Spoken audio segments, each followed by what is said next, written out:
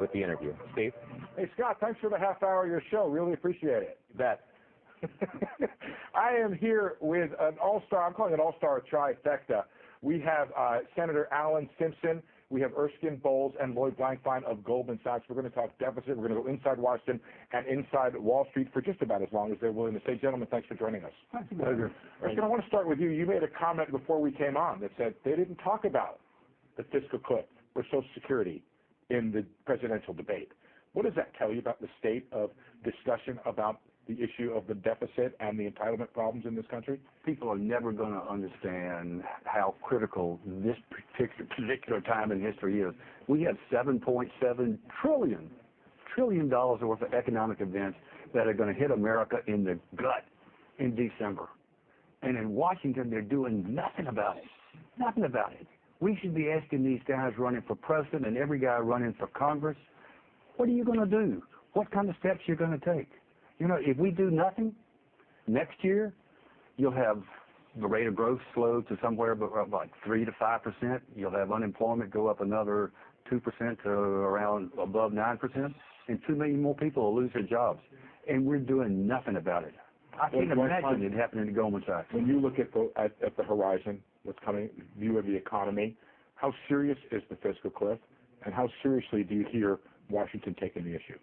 Well, I think it's very serious. I think the candidates know how serious it is. I think they're trying to avoid it. It may be in part because it is so consequential and serious, and maybe that the ideas that would have to be put forward will be unattractive to some people. Obviously, we're in a position where new discipline is going to have to be imposed. People are going to be disappointed in the consequences, so I think they're going to avoid it. It takes a lot of courage to take on these issues, and I think it's up to the media to really enforce this onto the candidates at this point. So you just threw it back at me, basically. Well, I think it's, and frankly, you could also say, for the people who are the most aware of the consequences, namely people like ourselves who are advisors to companies who have to live in the economy, we sure know what the consequence will be, and it will be awful.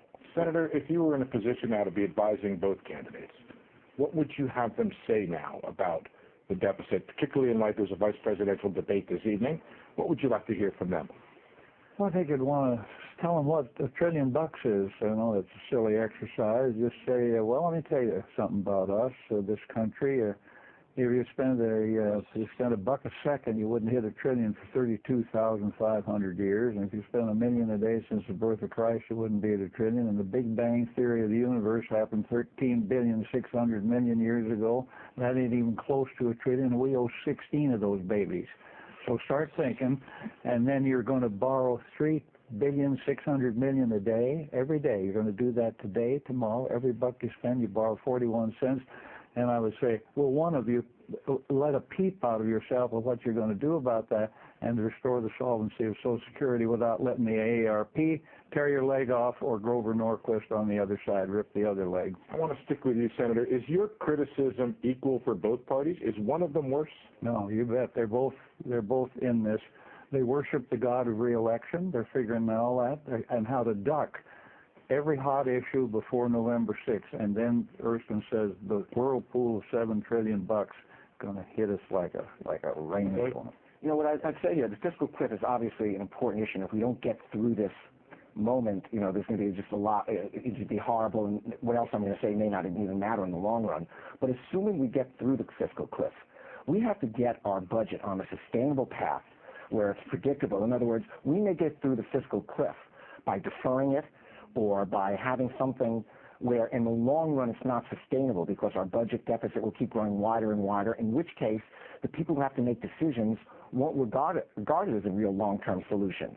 What we really need to do is fix the economy of the United States on a sustainable basis so there's some predictability, so people don't stand on the sidelines, and so they go and invest, and so jobs get created, and other people... Let me stop you right there. Are you hearing from clients when you look at what's happening right now in the economy, in the book of business that you guys see every day?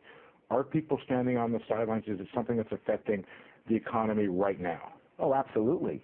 The fiscal cliff specifically is one of the major ways in which the slow recovery that we have could be completely derailed. You know, hard landing in China, euro collapsing, problems in the Middle East, and fiscal cliff is probably paramount in that area. We just met with Yeah, a tell them that. dozen of the largest high-tech company CEOs in the country 2 days ago.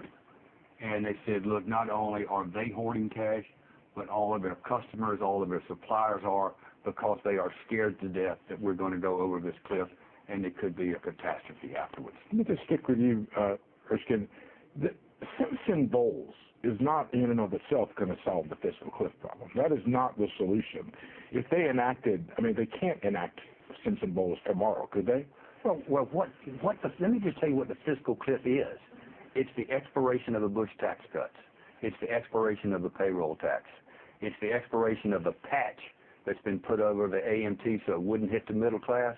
And it's these mindless, senseless, across-the-board cuts that were put forth as a part of the sequester, which came about because of the failure of the super committee.